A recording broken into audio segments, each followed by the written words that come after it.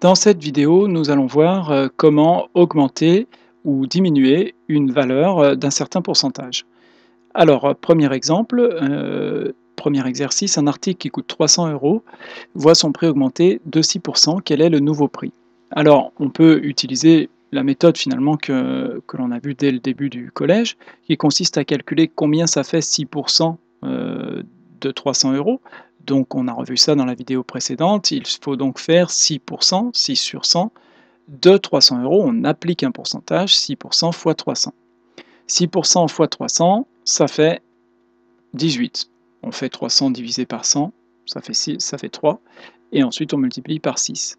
Donc pour savoir le prix après l'augmentation, on prend le prix de départ, puisque c'est une augmentation, on ajoute les 18 €. Cela revient donc à 318 € pour le prix final. Donc on pourrait s'arrêter là et puis finalement il n'y a rien de bien nouveau. Ce qu'on voudrait nous c'est aller un peu plus vite et pouvoir si possible en un seul calcul trouver tout de suite la valeur 318. Pour comprendre la méthode que l'on va voir ensuite dans le cours, on va associer ces deux calculs. On a donc pris le prix de départ, 300, auquel on a ajouté l'augmentation, et l'augmentation c'est le calcul qui est en rouge ici, c'est donc 6 centièmes fois 300. Voilà, si j'avais dû faire un seul calcul sur ma calculatrice, j'aurais fait ce calcul-là. Alors, je repère qu'il y a le nombre 300 ici et il y a encore le nombre 300 ici. Donc cette expression, je pourrais la factoriser. Ici, 300, il est multiplié par 1. On n'est pas obligé de l'écrire, c'est sous-entendu. Donc lorsque l'on factorise, ça fait 300 multiplié par 1 plus 6 sur 100. Et donc il faudrait finalement retenir que quand on fait une augmentation de 6% d'une valeur, cela revient à multiplier cette valeur, ici 300, par 1 plus 6 sur 100. Si c'est une augmentation de 7%, ça serait la même chose, mais on remplacerait 6 par 7, cela reviendra à multiplier par 1 plus 7 sur 100, etc. pour les autres augmentations. Donc là, 1 plus 6 sur 100, ça fait 1 plus 0,06, donc ça revient à multiplier par 1,06.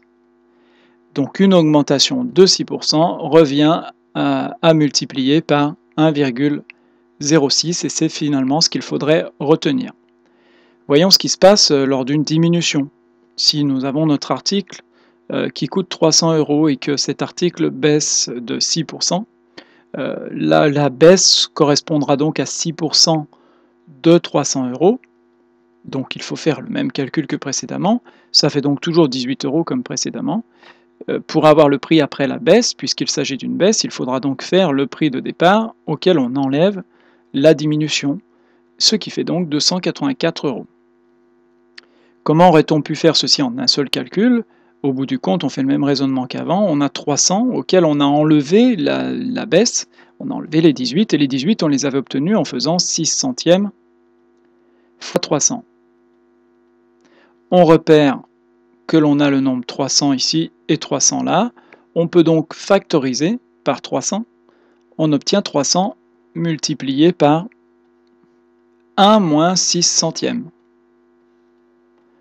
Pourquoi 1? Je rappelle parce qu'ici, il y a 300 fois 1, c'est sous-entendu. Et pourquoi cette fois-ci on met un moins? Parce qu'ici, il y a un moins que l'on retrouve donc ici. Il faut donc retenir que baisser à une valeur de 6%, cela revient à multiplier cette valeur par 1 moins 6 sur 100. Et cette fois-ci, le calcul est un tout petit peu plus compliqué, mais c'est quand même pas très dur. 1 moins 6 sur 100, ça fait 1 moins 0,06, ce qui fait 0,94. Il faudra donc retenir que quand une valeur baisse de 6%, cela revient à multiplier cette valeur par 0,94. L'avantage de cette méthode, c'est qu'on ne fait plus qu'un seul calcul pour trouver le prix final.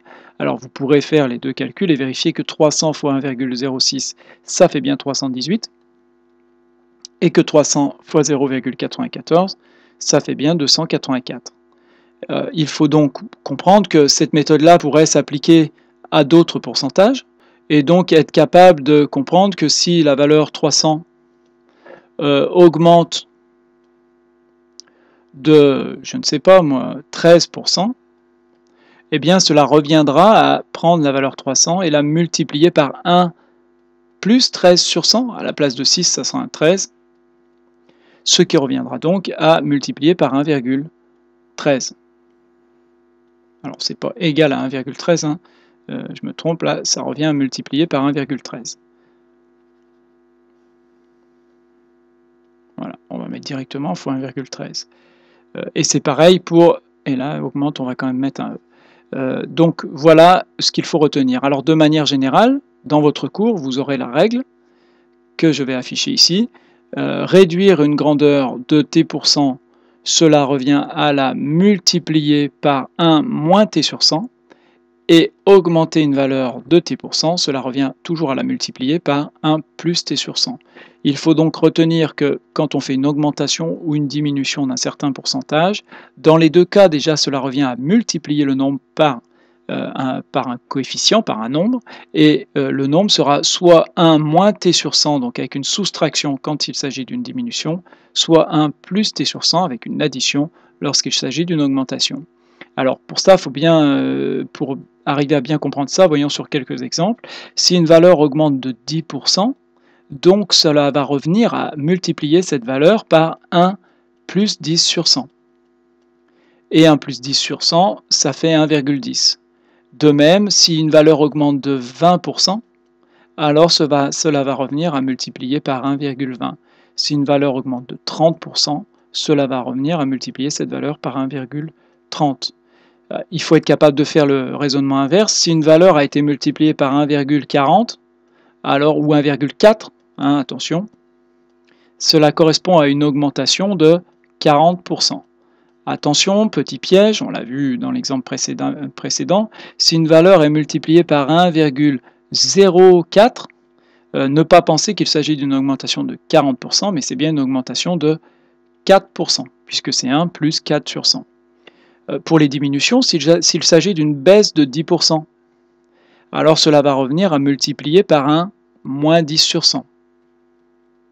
Et 1 moins 10 sur 100, ça fait 0,90. En fait, on prend 100 et on enlève 10. 100 moins 10, ça fait 90. Donc ici, ça fait 100% moins 10%, ça fait 0,90. Ensuite, si on a une baisse de 20%, eh bien on fera multiplier par 1 moins 20 sur 100, ce qui reviendra multiplié par 0,80.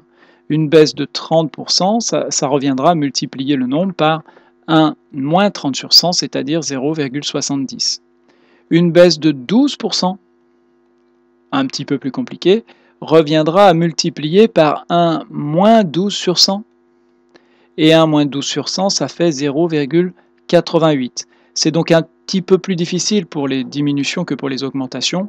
Lorsque l'on a une augmentation, on voit directement derrière la virgule le pourcentage qui est écrit, 40. Si c'est 1,40, ça correspond à une augmentation de 40%, 1,30 une augmentation de 30%.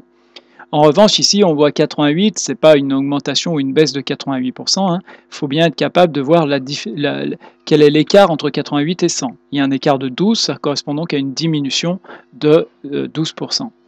Donc, si vous avez un nombre qui a été multiplié par 0,85, il faudra être capable de comprendre que ça correspond à une diminution de 15%.